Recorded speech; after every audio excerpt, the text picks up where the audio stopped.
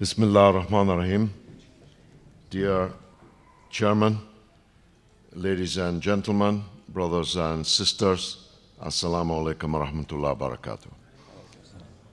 I apologize for missing the early part of the program. I was in Liverpool last night and have just driven down, and I was unable to be here for the beginning. And I have other duties after this, so I can't be with you for long after what I have to say, so another apology for that. But I did want to come here for as long as I could, because this is an issue of extremely grave moment, and not just for Yemen, but for the region, for the Arabs, for the Muslims, for the world, but also for Britain. This crisis in Yemen, which has caused so much suffering and so much death, has finally broken through the glass ceiling of indifference in the media and in the political class. I myself have been talking about it practically weekly since the beginning, on television, on public platforms, and had begun to despair at the lack of interest, apparent indifference to what was going on in one of the poorest countries in the world at the hands of one of the richest countries in the world, and using the weaponry sold to that richest country by our own and others. But the steadfastness of the Yemeni people, the heroism of those who have stood up to the neighborhood bully, which bullies its own people, bullies the people of Bahrain, and has now moved on to bullying Yemen, without, of course, ceasing to bully the others that I mentioned. The level of their wickedness has reached epic and crisis proportions that can no longer be ignored. Like the proverbial elephant in the room that nobody talks about, so-called Saudi Arabia has become a byword for the exporting of fanatic extremism, sectarianism, sexism, and all the vices for which we know them only too well. But as long as they were a good and paying customer, it seemed that the British political class was unmoved by their conduct. We had the grotesque spectacle of a country where there is no freedom, liberty, or democracy of any kind, flying its jets over Syria, bombing civilians down below in the name of democracy, in the name of freedom. But my sense, and I've been in politics, as I think you were just outlining, quite a long time, almost 30 years in Parliament, and well over 40 years in politics. My sense is that the tide is turning against Saudi Arabia, and their conduct in the attack on Yemen has been the cause, the pivot around which that turn has happened. I don't need to outline for this audience, and I'm sure earlier speakers already have, the sheer scale of the wickedness, which in a way was summed up yesterday by the dropping of bombs on a peaceful demonstration of 1 million civilian people. Even Israel doesn't bomb large crowds of civilian people in political protests. Not in Lebanon and not even in Gaza. But Saudi Arabia chose to do that yesterday. And by so doing, I think has assisted that turning point. So the blood shed yesterday, I think, has not been shed in vain. I don't need to tell you how many hospitals, how many schools, how many children, how many women, how many civilians they have killed in this war of the rich against the poor. In parenthesis, I say in front of the religious personages present, it has always, for decades, intrigued me how it is possible for the Saudi leaders to pray 5 times a day and expect God to accept their prayers when their next door neighbor is hungry and they are wallowing in wealth. I often wondered what kind of a Muslim that could be. And that, well, if they pray. And the adding of aggressive war and bombardment to the indifference they have always shown to the people of Yemen, who did a lot to build up their country, by the way. And many Saudi citizens are of Yemeni origin. But instead of treating Yemen as a brother, as a part of their family, they have treated it with total indifference at best, and now aggressive war at worst.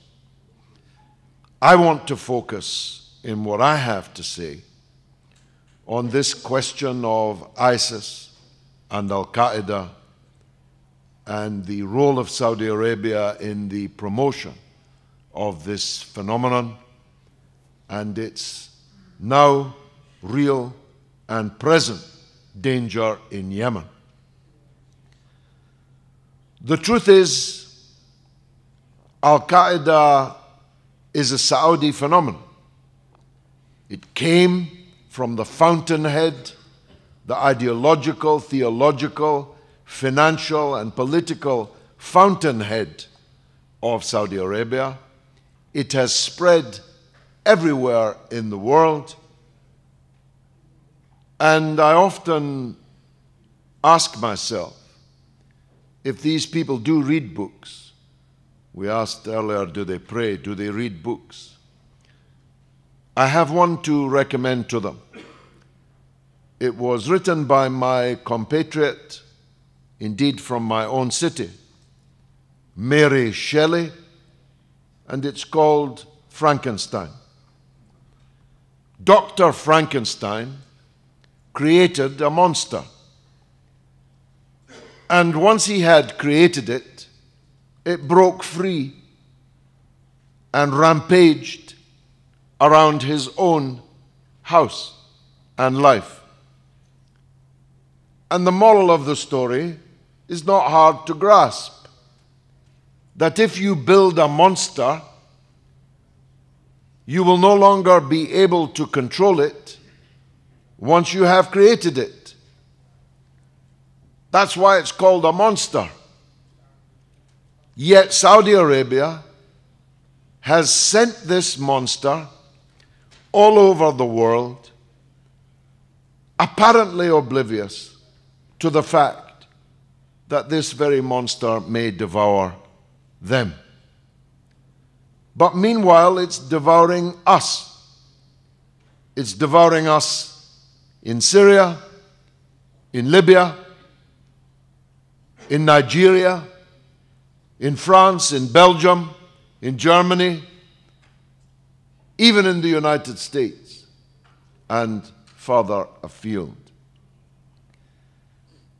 But imagine this irony, that Saudi Arabia is not just bombing the innocent civilian people of Yemen, but is facilitating the growth of this ISIS Al-Qaeda phenomenon in their next door neighbor's house, on the principle, immoral and ludicrous, that my enemy's enemy is my friend.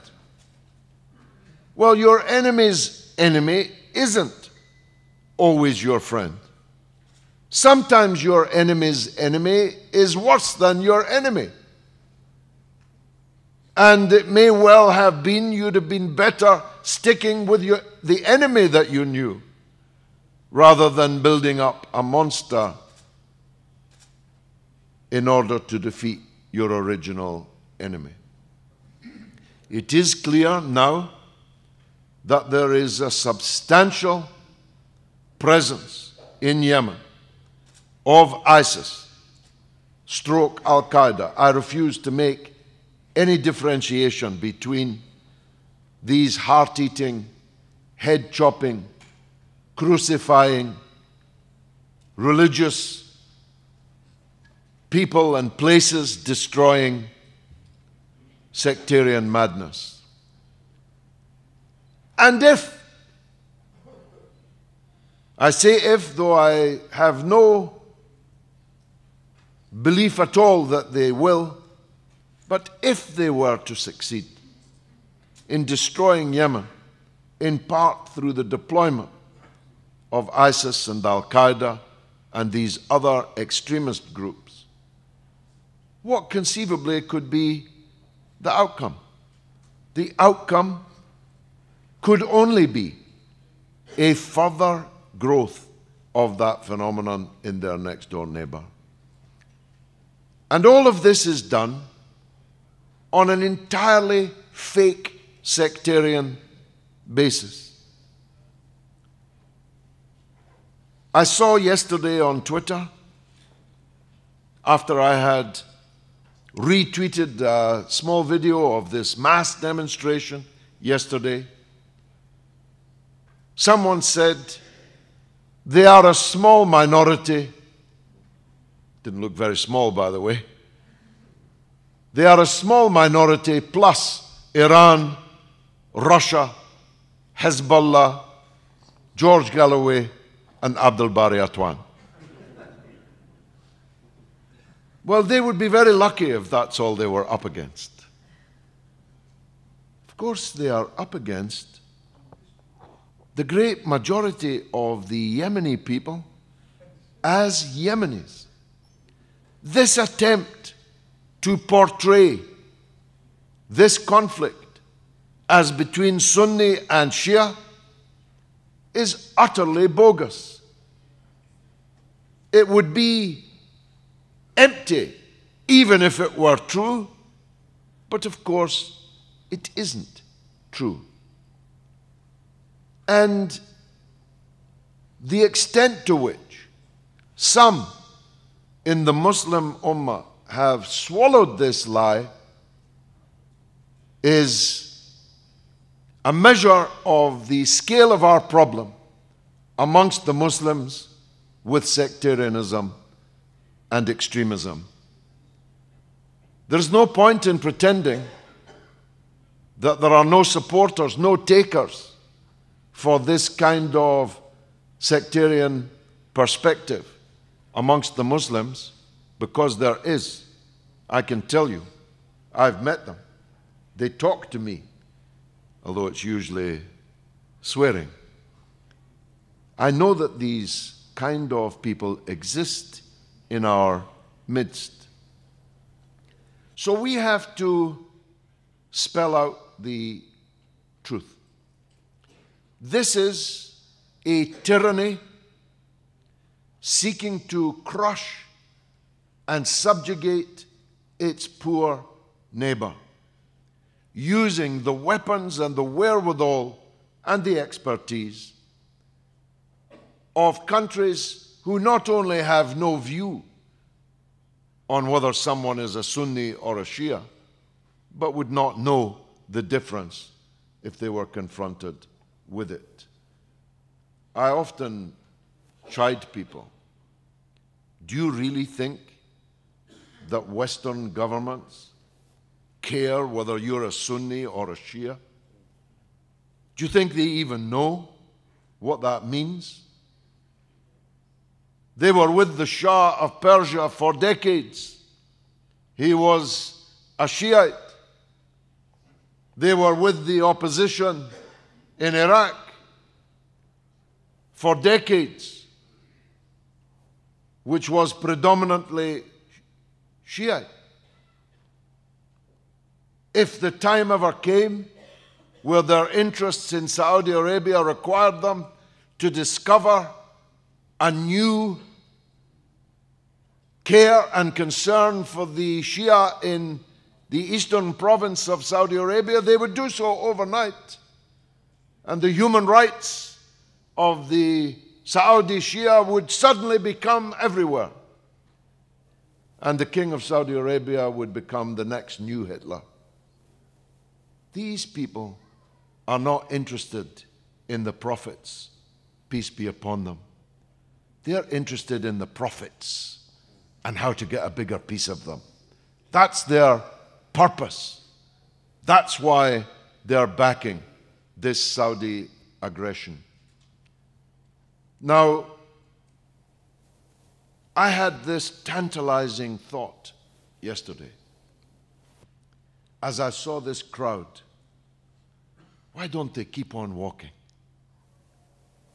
You know, once, decades ago, I went with the late President Arafat, God rest his soul, to China. We only went to the airport, but it was my first visit to China. We had a meeting in the airport. And the Chinese leaders asked President Arafat, why don't all the Arabs just walk into Palestine? What could they do? There are hundreds of millions of you, and at that time, there are 3 or 4 million of them. What are they going to do? You could take it back just by walking into it. The Saudi regime better beware that the Yemeni people don't actually bring about the downfall of their corrupt dictatorship. Because my experience is that the Yemenis are quite good at fighting, actually. Sorry if you are here pretending to be peace-loving people. Actually, the Yemenis are very tough people, certainly much tougher than the Saudis, whose leaders would need a crane to lift them from the throne. They have thrown what might turn out to be a very explosive and deadly boomerang at the people of Yemen. And if all those people yesterday had kept on walking, trust me, there wouldn't have been many who, out of love, came to the defense of their tormentors. So, lastly, the British government is breaking its own laws and breaking international law by giving weapons to an absolute dictatorship, no one pretends otherwise, an absolute dictatorship, to make war on its neighbor and to kill large numbers of civilians in the process. These are facts that cannot be contradicted. That Saudi Arabia is an absolute dictatorship, and that the British law says you may not sell weapons to anyone who may use those weapons for either internal repression or external aggression. Well, Saudi Arabia is using the weapons for both. And when Jeremy Corbyn, the leader of the opposition in Britain, began raising questions with the British government about the legality of their actions, I knew that the tide had turned. When Channel 4 News, when Christian Gurumati, the Channel 4 News correspondent, began tweeting about Yemen, I knew that the tide was turning. I see you're anxious about how long I've been speaking. No? No? Okay. Okay. Okay. Okay. So at all levels, on all levels, the British have not just a responsibility, but a duty now to step up their demands that this war be halted, this fake, bogus war, this idea that the Shiite hordes and Iran. Ali Abdullah Saleh was the president of Yemen for 33 years, and nobody ever called him a Shiite agent of Iran. As a matter of fact, he was living in Saudi Arabia for a very long time without any problems at all. Indeed, they saved his life. But now we're asked to believe that an internal political dispute inside Yemen is actually the false dichotomy of a Sunni-Shia war. Although my wife thinks I'm only 45 and she's just come in, let me take a risk. I remember the last time Britain was at war in Yemen.